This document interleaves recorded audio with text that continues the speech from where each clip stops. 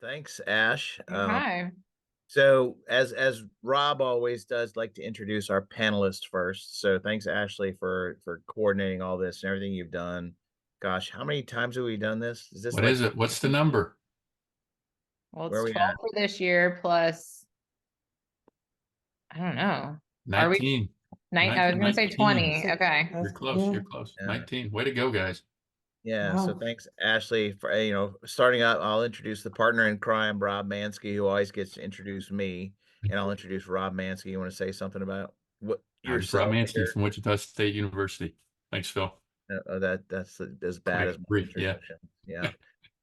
Barb, Uh, Yes. a new one to the journal club, but Mhm. legend in the background has taught me so much about critical appraisal and reading articles. I envy your ability to copy edit.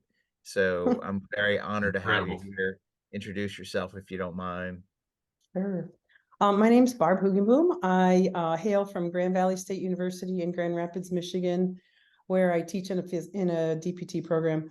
But my real job is that I am the editor-in-chief of IJSPT, the job I love the most. And yes, I have a pathological love for editing, like finding extra spaces, periods, and things outside of quotation marks. But anyway, yeah. So if you've ever published with us or done a journal like a peer review, I thank you for all the work that you do to support our journal that makes it as good as it can be. So thanks. That was kind of the reason we came down to talking about the last journal club of the year.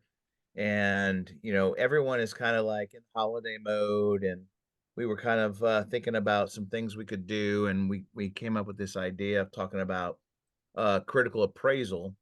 And so, in addition to doing something a little bit different in terms of our topics, we did send out some articles that are pertaining to critical appraisal.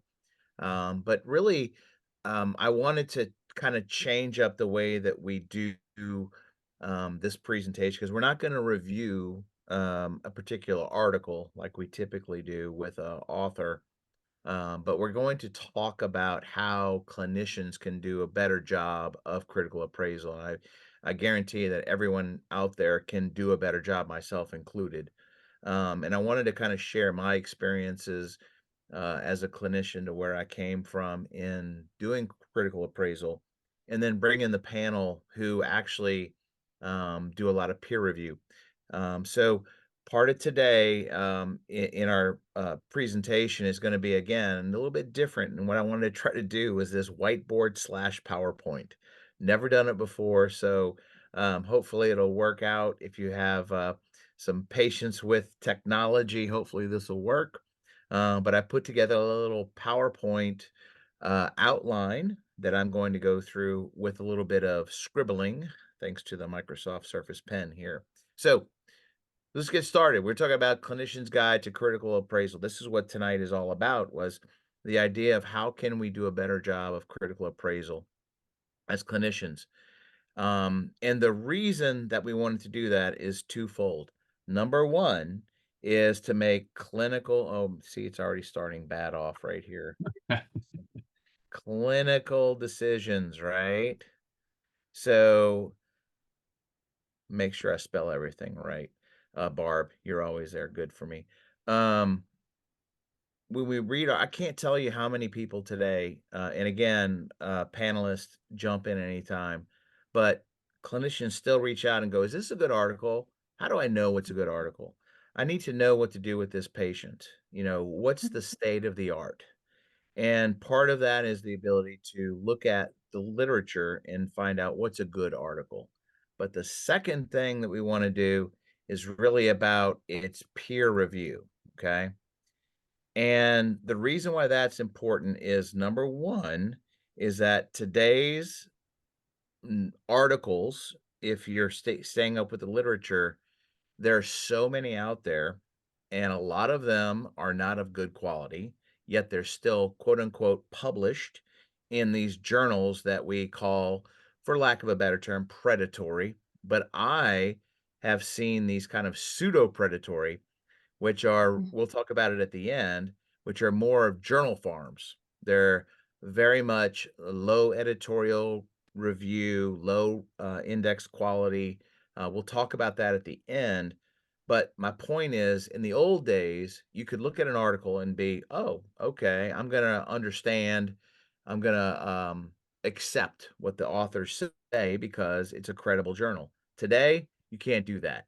You have to be an educated consumer of the literature because, quite simply, there's a lot of crap out there that's still being quote unquote published in low quality journals. And again, clinicians always ask me, is this a credible journal? And we'll talk a little bit about that at the end. So that's what we're going to do tonight. Is we're going to talk about critical appraisal in the first half of tonight. Kind of my approach to it. There's lots of approaches to it, and mine isn't necessarily the best way or the right way. But that's why we have a panel. And then we'll turn it over and talk about how we can use that critical appraisal to participate in peer review, because not only is it important as a consumer of the literature, our hope is, as we see with peer review in our journal in the IJSPT, we need more support. We need more people to be good peer reviewers. And Barb will tell you as we get to this how many, and Ashley, how many submissions we get every month that require peer review. And this is why it takes long for those of you who are out there that are submitting articles and going like, where's my peer review? It's been months, where these other journals will say, I can do it in 24 hours. Does that raise a flag? So we'll talk about that in a little bit here. Let's see if this works here. Okay. So for those of you who are joining us, I believe Ashley put in the chat the link to this kind of template that I came up with that we're going to go through. And again, if you have any problems, you can always email me or anyone to get that template. And again, this is my approach. Okay. So when I'm looking at an article, the first thing I'm going to look at is, what is the problem? I need to have a problem. What are we trying to address here? It doesn't have to be a problem statement per se, but what's the big deal here? Why am I having to do this research? Part of that is to establish the need for the article you're about to read. We don't want to keep seeing the same stuff or rehashing ideas. What's the problem that we're really trying to address in clinical practice? And then we're going to look at, what's the purpose, right? So this should be a logical flow from the problem to the purpose. The problem is this, therefore we're going to do this study. That's the purpose of the study. So I always say problem to purpose. That's the first thing I'm looking for. Is the problem clearly established that indicates the need for this research, and therefore what's the purpose statement? And the purpose statement is interesting, and Barb will talk about this in a little bit, but I have learned to really appreciate the purpose statement more than anything, to make sure there's a clear indication of where the research is going. And it's not always clear, Phil. It's not always clear, and that's Barb. Yeah. That's what Barb always taught me, was the purpose statement has to be consistent, abstract to the manuscript and throughout that manuscript. We shouldn't be reading the introduction and not know at the end of it what the hell the study's about. 100. I mean, we need to, it should be clear. It shouldn't be vague. It shouldn't be lost. I mean, it should be like right up there in front. And I always say, I want to hear it as a purpose statement. The purpose of this research was, or the purpose of this clinical commentary is, because it's like, just say it like it is. And the other thing, Phil and Rob, is that the purpose statement has to be consistent with the stinking title of the article, right? So if the purpose is X and the title is, ABC, it's like, wait a minute, how does that even go together? So I go at it from a very basic perspective as well. Yeah, the good point, Barb. Basic is what we go with. I mean, as Chuck Thigpen always taught, he's like, if you don't do the basics of blocking and tackling, you've missed the whole thing here. And this is a blocking and tackling thing. And I appreciate you talking about the title. We're going to talk about that at the end. But the purpose and the problem, this right here is what we see in the introduction. That introduction of a paper should have, here's the problem, and generally end with a sentence. The purpose of this study is to. You may also see the specific aims of this study are. You may see the hypotheses are. That should end the introduction that leads right into what? Our methods, right? So the methods slash, I'm going to say design, Mhm. the design of the study should match what the purpose of the study is. And we'll talk about these sections in just a minute. But the methods design, that then leads to the stats. Okay, that's what answers the question, not by themselves, but the stats will answer your question because that's how you're testing your question, your hypothesis based on the methods. And the last thing going to be your conclusion. All right. And when I say conclusion, it encompasses kind of your results and your discussion, which we'll get into in a little bit. But from a big picture perspective, take a step back from the paper. What's the problem? What's the purpose? How do they do the study in terms of the methods? What stats they use to answer the question? And then what was their conclusion? So this then becomes basically the methods, right? And then a little bit of this is the results. But then here's your discussion in right here. Mhm. So this is called the MRAD design. IMRAD is another, what do they call it? Mnemonic Mhm. for how a paper should be structured. Introduction, methods, results, and discussion. Mhm. All right. So let's break those down. Problem number one. Why am I doing this study? Do they provide a logical rationale of why the study is needed? And logic is an important part of anything. You have to be a very logical thinker when you talk about research. Does it make sense? Does it make a nice logical flow of why they're doing the research? What's the significance of it? How impactful will it be? And I always tell students the best thing is just look at stats of the population. How many people have the problem? How big of a problem is it? That's the significance of it. And then if you were able to answer this problem, how much of an impact would it have? Right. So those are all the parts of the rationale that all needs to be established, that problem, whether it's a problem statement or whatever you want to call it. We need to be able to say why I'm doing this study, because then the next thing is the purpose. What am I trying to accomplish? What's the purpose of this study? I've got to address that problem. The problem has, this is why I'm doing this study. And again, the purpose clearly stated, or the aim, whatever that is, or research question. Now, sometimes you won't have a research question that's specific, but you as a clinician should be able to interpret what's the research question, because that's going to drive your statistics. Okay. And I'll tell you about that in a minute. But why am I doing this study in terms of the problem? What am I going to do? What's the purpose? And use this PICO, PICO question.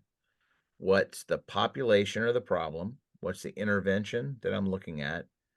The comparison or the control, and the outcome that I'm measuring, or outcomes, because it could be different outcomes, right? But again, as you're reading the paper, this is the framework I want you to be thinking of is who am I investigating? What am I looking at in terms of the intervention and the comparison? And then what are the outcomes? That's again the framework that you should be able to pull from these studies. And I always like to always say is students would come in and go as what's your research question? They go, is dry needling effective? And I would always start with compared to what? So always think about your comparison, and then in what type of patient and on what type of outcome. So that's why PICO questions are so important, and they're so fundamental to anything that we're going to do. I want y'all to be thinking about that as you're reviewing your articles. Now, as we move to the third tier here, the design of the study. So what's the problem? What's the purpose? What's the design? There's two big buckets of designs. Qualitative. The cues. Yep, the two Q's. Now you made me mess up my spelling. Quantitative. Sorry. Is that enough? There's a lot of Yeah, T's. we get it. Yeah. Right.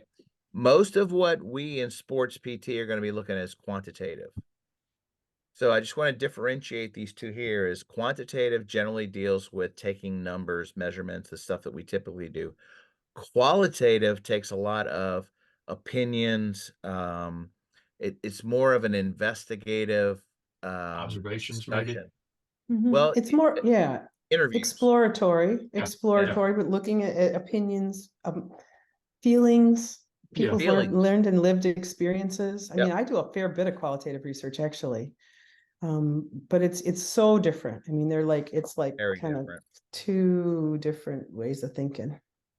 Yep, and we don't see a lot of qualitative in our world, but it doesn't discount what we do Yeah. with it, because it does have a lot of, and I know Barb does a lot with female athletes and talking Mhm. about those issues, and that's where qualitative research is really helpful.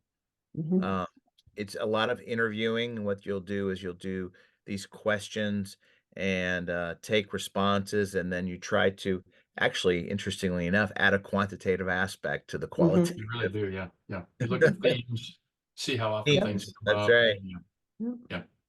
So we don't see a lot of that, but I want to just break that down to make sure that people understand that there is a difference in the qualitative and quantitative.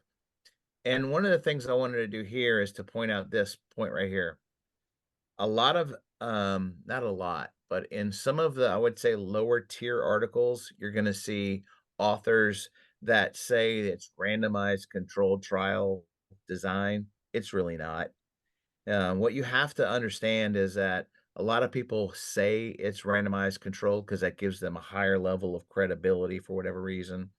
But my point here is you need to be able to decide what the design is. Don't rely on the author to tell you what the design is. It's a good starting point, but not always. They may embellish it a little bit. So just be ready for that. All right. So I'm a big fan of Dr. Portney's text, okay? Clinical research. She has the Bible. I have it back here on my uh my credenza here is a quick reference, but Dr. Portney's textbook is what I use. This is how she classifies different purposes of research, which I really like, which starts with this descriptive kind of description um, types of research designs. And then there are exploratory, right? Then she talks about explanatory, and the last one are going to be synthesis. All right. So if you take those four kind of buckets, these are the things that she uses to explain where different areas of design come in. And you can get very confused about all the different types of designs that are out there. And that's not the purpose of what we're trying to do in this talk, but to try to get you a little bit kind of back into thinking in terms of these larger areas of or buckets. A descriptive study is going to be something that just describes what happened. It could be a case study, right? It could be a literature review. An exploratory kind of looks at these types of relationships like a correlation. An explanatory is kind of that higher level where we talk about explaining cause and effect. And then the synthesis are going to be your systematic reviews, your meta-analyses. I refer you back to Dr. Portney's book for the way that she actually outlines a lot of these different types of designs. Does a great job. Back to the design and answering the question, does the design of the study answer the research question? So if you take a research question, excuse me, I like to actually do this with the title. I was actually looking at IJSPT's titles of their articles, and the key words are going to be things like the effectiveness of, blank, right? Effectiveness means that you're going to look at a difference of something, a difference of means, usually. Mhm. What's the relationship? That's going to be a correlation study. Does something predict? Are these predictors? Right. So immediately from looking at the title of the study, you should be thinking of, well, this should be a design that supports the statistics that we're going to talk about in a minute that look at how to answer that research question. And we'll talk about that in just a second, but I'm going to end this one with the IRB review. The other thing I look for is, have they had an IRB review the article, the study? This is a requirement for human subjects. So again, in even looking at these lower tier articles that come from lower tier journals, make sure they had institutional review. Now in America, we call it IRB. Other countries may call it like institutional review or something else, or um, but there's 3 types, basically. It's either reviewed as a full approval with human subjects. It could be expedited, meaning that it has human subjects, but it's kind of like going through without a bunch of worry because there's de-identified data, things like that. Yeah, or minimal Minimal risk of, risk. Very yeah, minimal minimal risk of risk, anybody being Mhm. injured while doing the study. Yeah. right? Mhm. And then there's going to be your exempt, which really means that it's really not, we're not going to regulate it through the IRB. Anything that has to do with human subjects should have IRB review, whether it's a survey, retrospective chart review, anything like that. If you're not dealing with humans, that's fine. Animals also require a type of IRB approval as well. But make sure that when you're reviewing the article, that it has had that human review. Uh, Again, survey, chart review, doesn't matter. If it involves humans, it needs to be reviewed by the IRB. And Phil, we've had a couple instances where there have been articles that we've reviewed and there, it didn't say. I mean, Mhm. and when that's brought Exactly. up, I know the couple times that I've seen them, Barb has usually contacted the authors and said, apparently this was missed. This wasn't in your paper. This was approved by an IRB, right? And then we find out and it all Yeah. gets taken care of. But sometimes people, and there's probably, I'm assuming, Barb, it's probably new researchers. They haven't done research very much because if you're a seasoned researcher, you would know to put that in there, I would think. So maybe it's Right. younger individuals that haven't done a lot of writing. Or I'm just gonna say this under my breath. They didn't look at the checklist very well, because there's a Mm. checklist that says you have to have an IRB statement in your writing. So yeah. Yeah, that's required in most journals. Mhm. So you will talk about the peer review, but you bring up a good point, Rob, is that as a peer reviewer, we have to look at these things and say, you didn't get IRB approval. I'm sorry. But it will still be published in some other journals that don't have that kind of, Requirement. credibility, if you will. And so I always get concerned if I don't see that.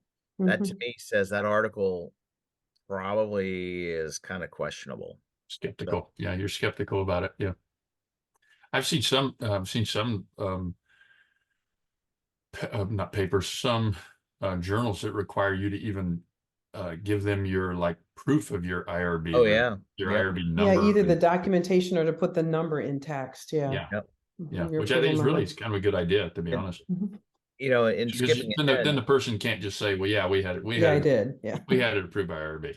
Mhm. I guess they yeah, can still come up with some phony number, but like our IRB, they actually send you a letter, a formal Same letter here. saying that this Mhm. has been approved and yep. you're okay to do it. And maybe Mhm. maybe we should, well, I don't know what kind of rabbit hole we want to go down tonight, but that could be something that would be good probably to have as a backup that, Mhm. we did check and even verified, that they had this approved from their IRB.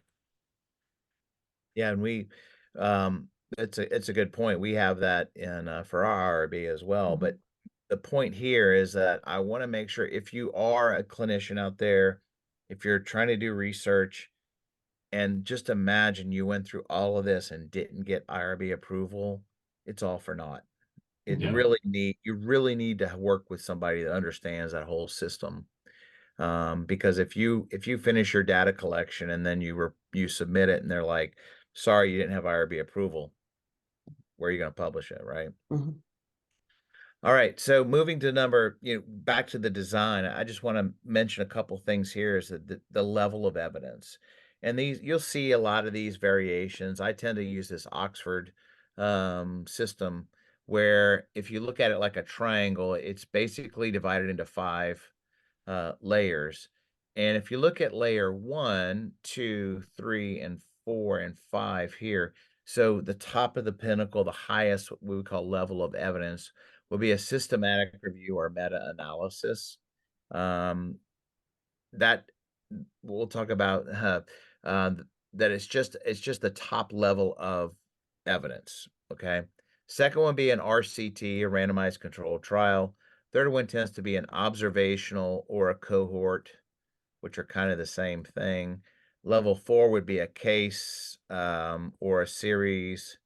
And then level 5 is going to be your lit review or kind of opinion. We also call it a mechanistic reasoning.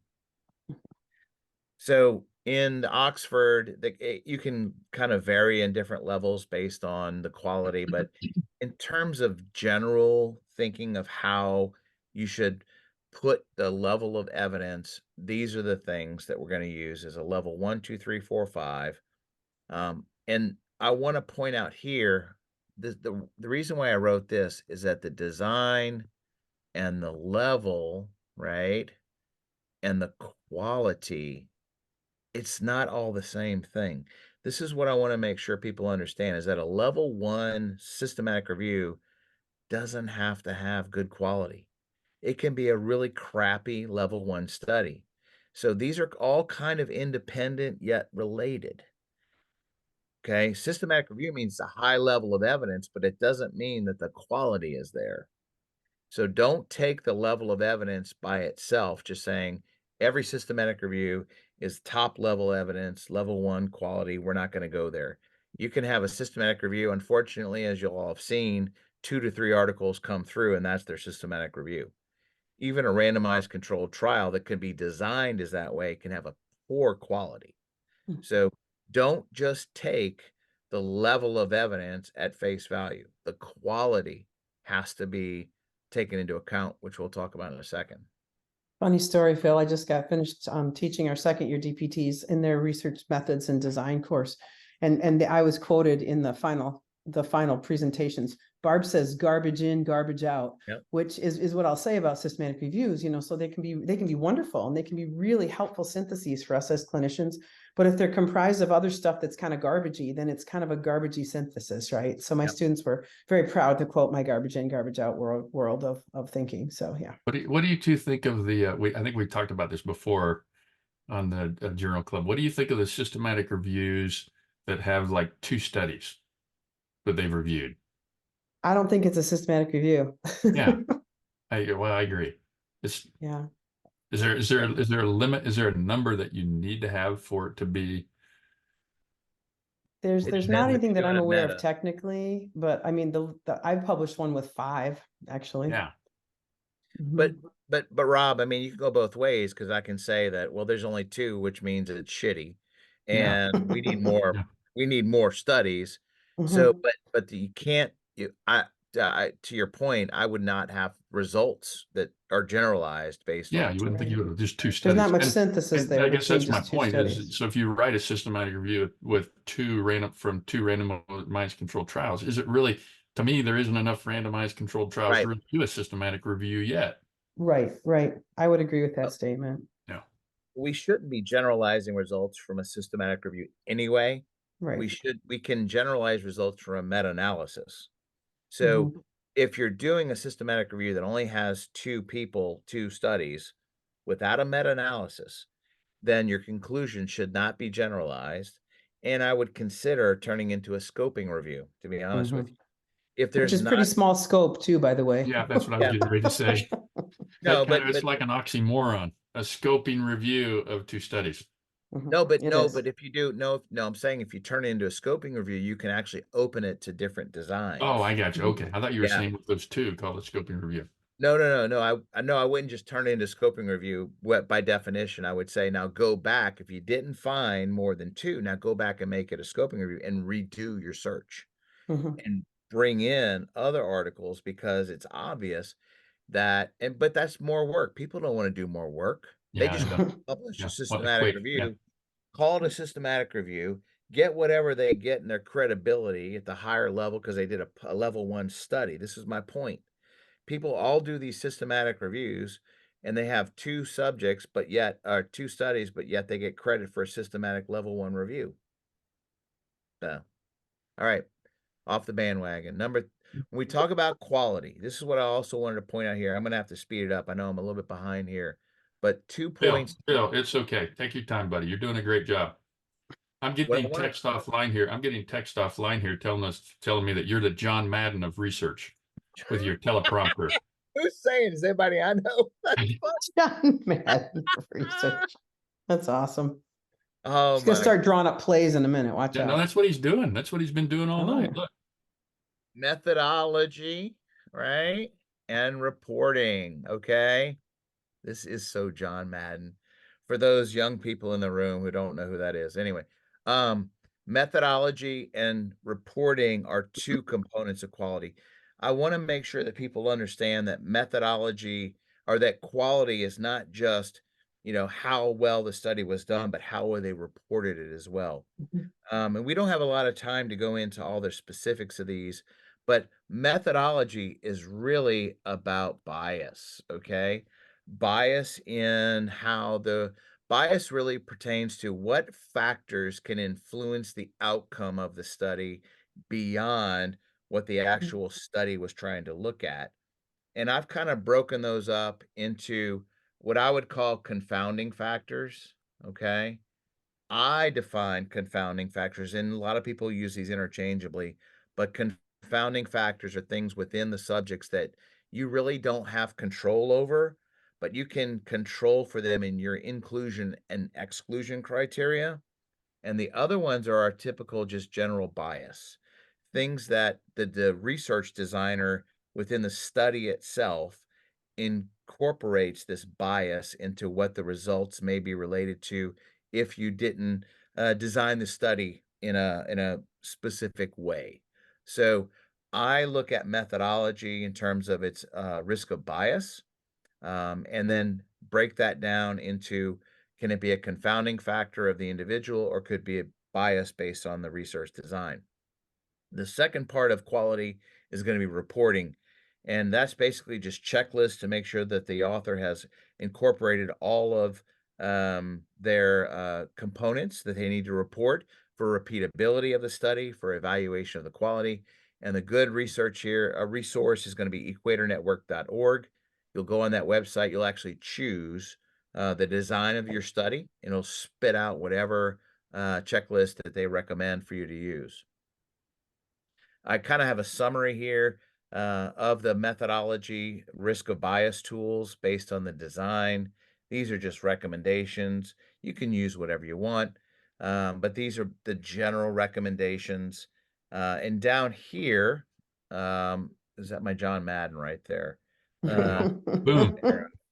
Um, these are three different sources. So there are individual reporting guidelines for every type of design that's out there in Equator. But when we talk at methodology, there's a lot of individual things that are out there for methodology or risk of bias. And these are individual tools. But if you look at down here, this is Joanne Briggs Institute Center for Evidence-Based Medicine. Evidence-based, And then, yeah. yep, Mhm. and then this what is this? CASP, I can't remember what the name of that is. But these are three different websites that actually have lots of different tools for different designs for risk of bias. So these are great, what I call cheat sheets. When Mhm. you're reviewing articles and you don't know what to look for, start with these. Joanne Briggs has been an eye opener to me. It was something that us in orthopedic physical therapy didn't know about. It's mostly come from nursing side, but Joanna Briggs has a ton of great stuff, so I recommend them. Look at them. All right, we're gonna wrap this up here real quickly. Stats, because I'm not gonna spend a lot of time in stats. You know, that's my baby. But I want to start here with clinicians should interpret, not the statisticians. Don't rely on your statisticians to tell you in the article how to interpret the results. But are the stats appropriate for the question? So when I mentioned this earlier, right?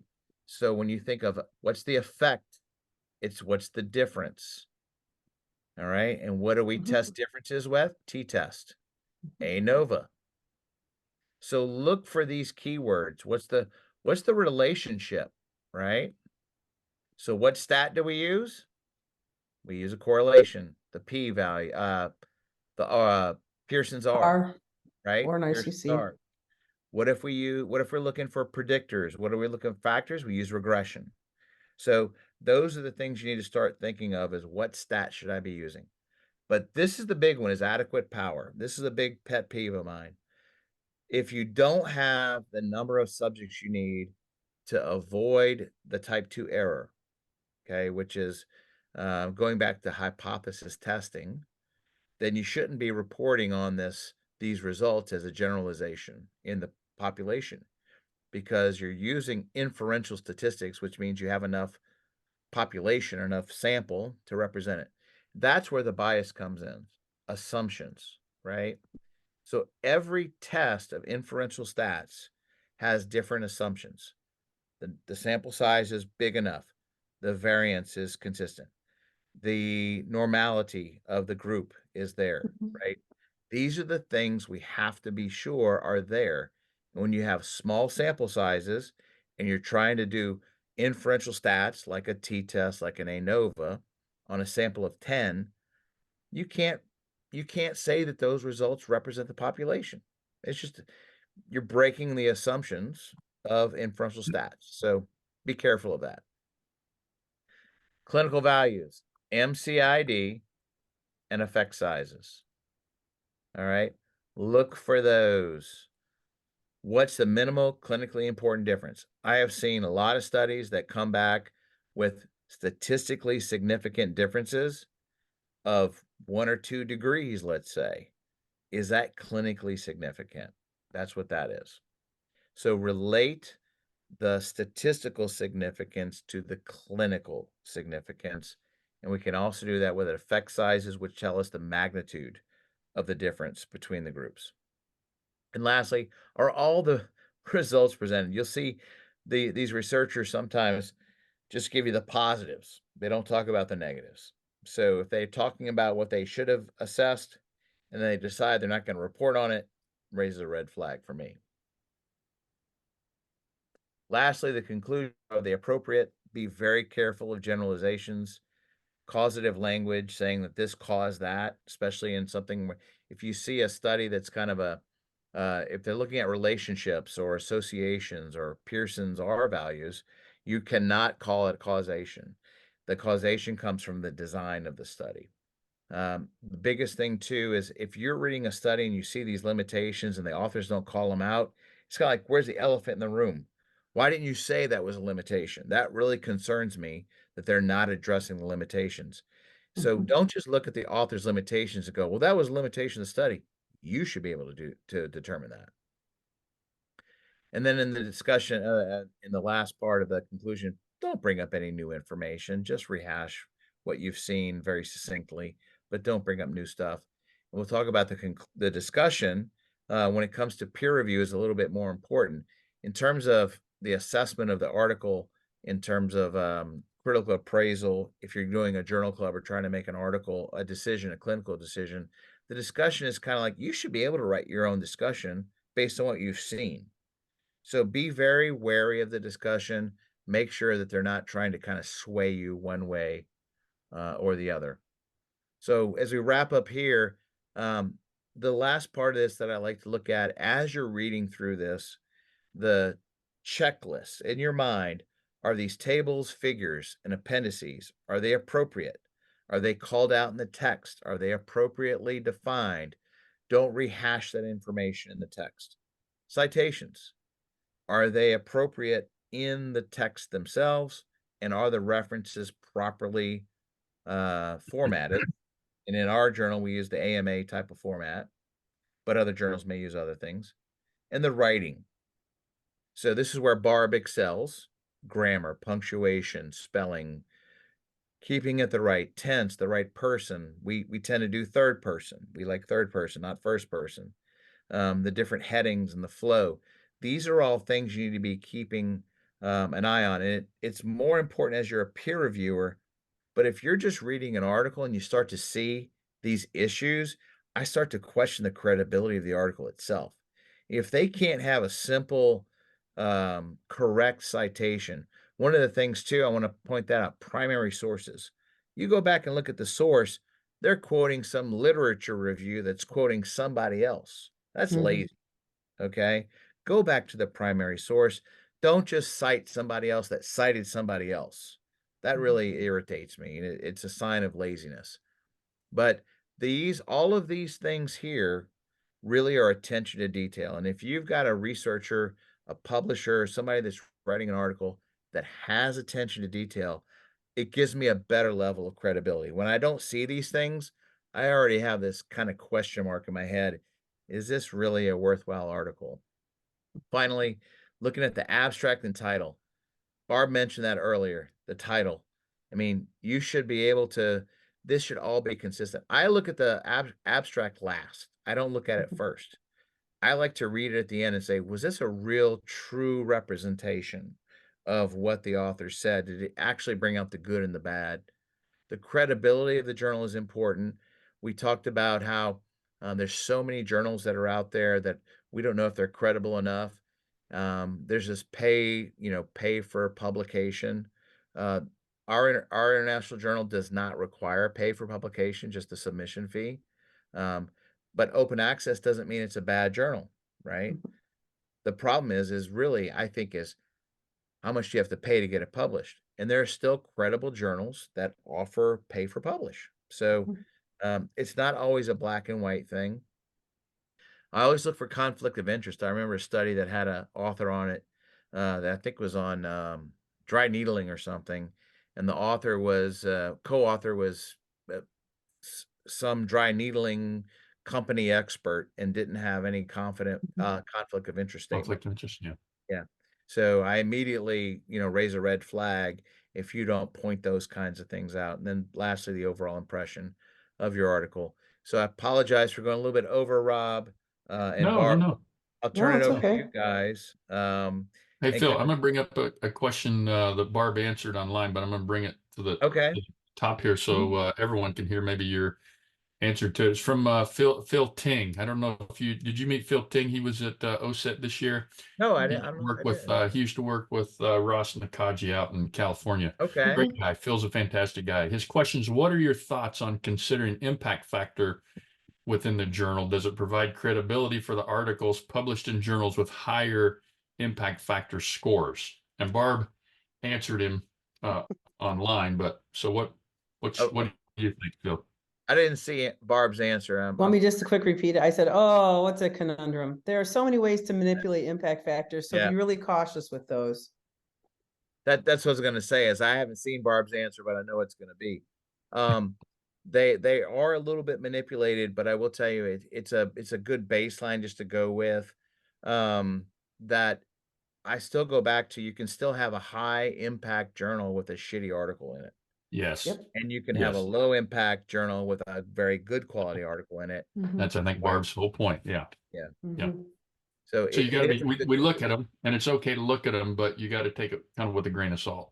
And to get back to what Phil's been talking about, I would say that it's still your individual appraisal. If you're going to use that article to support something, clinical decision or something that you're doing, or you want to present or buy a piece of equipment or whatever, you still have to look at the manuscript or the article that you're looking at and say, does this thing have quality and veracity, even if it's published in the highest impact factor journal that's out there? I mean, there are still some things that I would just kind of scratch my head. I'm like, yeah, that doesn't really fit, Yep. Totally agree. We have a bunch of questions from looks like a Dr. Prathy. Maybe I'll just ask a couple here. Which courses do you think would be helpful for PTs? Biostatistics versus epidemiology to help improve critical appraisal? And I guess I would ask, do you even need to take those courses, or is there other things you could do to become better equipped at critical appraisal? Well, I've made these proposals to combine sections and gotten rejected. So you know, I wish that there were more of those types of studies. We did those a few years ago with Chuck and Mike. We Mhm, looked at critical appraisal and about 10 people show up. mhm, Um, but in terms of what I look for is it's really a piecemeal thing. I wouldn't take a full stats course to right. figure this out. But my advice that I've learned over the years, in terms of reading articles, is I go back and look for things I don't understand. Mhm, If I don't understand a statistical analysis that they're doing, I'll go back and look it up. Or I'll mhm, reach out to Barb or Rob and I'll go, hey, what do you guys think? mhm, Right? And it just takes practice. And once you're in peer review, mhm, the biggest thing for me was reading the other peer reviewer, what right. they I said. was gonna, I was gonna bring that up. I just The got other one the today other from another thing, journal. yeah, that I Yeah. was gonna say too, that's kind of interesting is, some of it's just dipping your toe in the water, right? It's like, Yeah. okay, I'm gonna Yeah. try to do this, I'm gonna do my best. The Yep. other thing that I really love is in clinical practice is doing a journal club where you just get some Yeah. group think, right? And it's like you see what some other people think about an article, and you might have thought it was really good or really bad, and they're like, oh, this was kind of a redeeming quality for me, or this was okay. So journal clubs are something that's very doable. You don't have to pay to take a course, but you could institute, just like tonight, but at your own workplace, a journal club that says, oh, once a month we're going to look at an article. The other thing, like the peer review piece is to dip your toe in the water. And it's like, we don't expect perfection in peer review. We expect people who want to try, right? And if you do it, we can maybe sometimes give, and we have some pretty good resources. Phil has done a nice job of resources. And I also know, I got this in the back of my head too, is that we're coming up with a clinical series for IJSPT about statistics. I don't know the name of it yet, but it's going to be something like Stats for Dummies, or stats for those who hate stats, or something like that. So we're going to try to keep giving content that might support this as well. That's true. And these journal clubs like this. Yep. What's next, Rob? We got 10 more minutes. What do you want to Hey, talk I about? got Oh, something for I you. thought there were I more got something questions. for I'm you. sorry. You look at questions, I got something for you. So the question about, do you know if something's peer reviewed? How do you know if something's peer reviewed? My library, my health librarian taught me something this year that I wanted to share with you guys. I'm going to see if I can pop this baby in the chat here. Okay. There is a thing called Ulrichsweb, and Ulrichsweb is a source, an online source that you can look, and you can type in a journal, an ISSN, a search term, a title, and it will tell you if it's peer reviewed, the journal or the article. It will help figure out it will ask and answer. You can answer your question. Is this article from a peer reviewed journal? Is it just a popular source or a scholarly source, or what type of a journal do I have? So again, you type in the journal and it will tell you if the journal is peer reviewed. And then from that, you could take the article and see if you believe that article to be peer reviewed. So I dropped in the chat, the link to this University Libraries at Rider University, and it's called Ulrichsweb. Pretty cool thing. You learn stuff from librarians too. Trust me, they're kind of fun people. That's awesome. One of the Hey, things Phil. No, sorry. go ahead. Go ahead. No, you're right. So I always look at these journals. What I'll actually go to the publisher of the journal and look at or the journal itself. You should be able to see the editorial board and the peer review process. Not everybody does that, but they have to have, we follow specific guidelines at IJSPT for medical publishers and those types of Mhm, things. But mhm, what you want to look for is go to the page and talks about peer review. I take that with a grain of salt too. I mean, mhm, there's these journals that are out there in these journal farms that have no idea even what country they're from. They may have their country. I'm like, I don't never heard of that country before. Yeah. Um, mhm, but what I'm gonna look for, the other thing I like for you guys to do that I actually have fun with is go to the address of the publisher and find out where this journal is. I have uh post off post office boxes in Delaware that are where these publishers are. So it's not just what they say, but you gotta really look at these journals and say, man, that just doesn't look good. 24-hour turnarounds, people I've never Mhm. heard of, countries I have no idea where these reviewers are. I just don't know. So, Red flags. Yes, red yeah, flags. Yep. but good link there, Barb. Appreciate that. Mhm. Phil, question from Taylor, or Phil or Barb, I guess. Taylor Mhm. Blattenberger. How can I go about quickly assessing the power of a paper? You Yeah, were talking about power, easy. Phil, how important it is. How can someone quickly Well, assess that? yeah, it's easy and it's hard, right? Mhm. So if you go to G Power, just Google G Power. I think it's G hyphen power. There Star. is that what it is, Barb? It Can you might put, be an asterisk. I'm gonna look it up real quick. yeah. And what you do is you go to this website. It's actually a download of a program that you can install on your computer for free. It's totally cool. No viruses, stuff like that. And what G Power does is it's used to calculate the sample size based on the power that you're based on the power, the alpha, um, and the effect size. Mhm. So if you go to G powering, it's a little bit difficult to understand but there is a very good tutorial that goes with it. And Portney's text talks a lot about it as well. What I will tell Mhm. you, this is another cheat. We talk about p hacking. I didn't talk about p hacking, but Mhm. problem with probabilities and p values when you look at populations or sample sizes, if you tweak the effect size that you're looking for, you will change the number of subjects required for the study. Dramatically. Meaning, the higher of the effect size that you look for, the Mhm. lower number of subjects.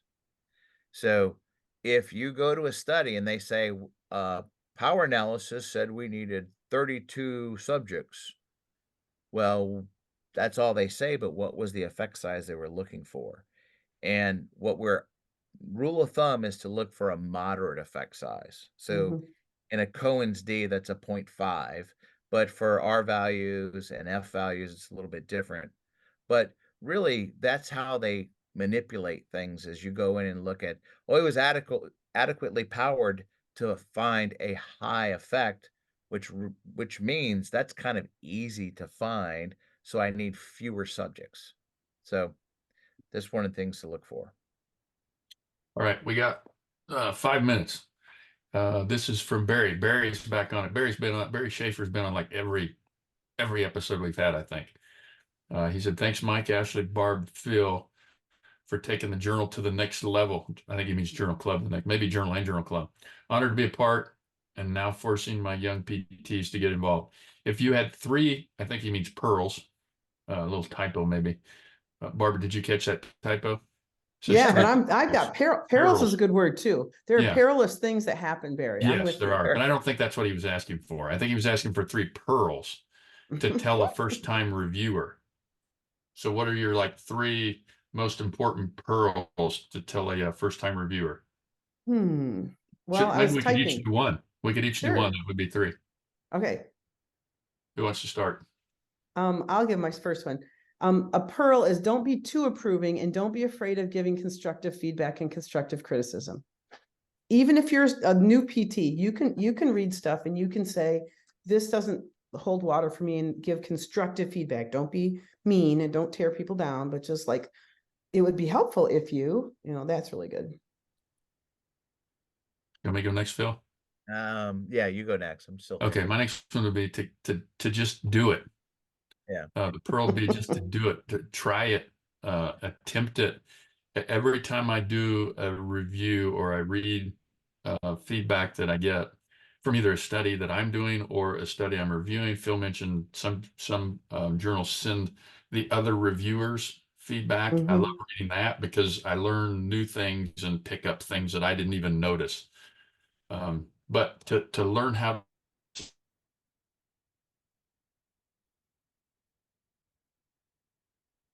Oh, I just lost volume for everybody. Yeah, I just lost Phil and I lost Mansky's audio. Mansky, can you hear me? I can't hear your lips you. are moving, but I can't see any, can't hear anything. Oh, I can hear you. Yeah. Okay, now I Now can hear you you. froze. And I now hear you're everybody. frozen. Oh What? boy. Wow. Phil was frozen for a minute. Now you're Yeah. frozen. It was for a long time. Yeah, and now you're frozen. I feel like we're about to lose it. Oh no. Yeah, it said, somebody just said the chat is disabled. I can't see the link for the peer review. Oh Suzanne, no, oh no, things are blowing we're up. imploding in December. Thank Let's God it's the last see. one of the year. Wow. I know. I don't have it disabled. I'm not sure why it's doing that. We can send the links. I will do that. Yeah. Well, before we like kind of just combust and you Yeah. know are totally gone, you're not frozen anymore. Phil's Oh, probably good. trying Now to you're get back back. on. Yeah. Poor Phil got totally cut off. Oh, There there he he is. goes. There he is. He's connecting back. Um, He got bumped. I know. He got booted. Phil, Uh, where'd you go? Why'd you leave? Mm. Were you Well, upset you didn't like my pearl, so you just said I'm leaving? He's like, peace out.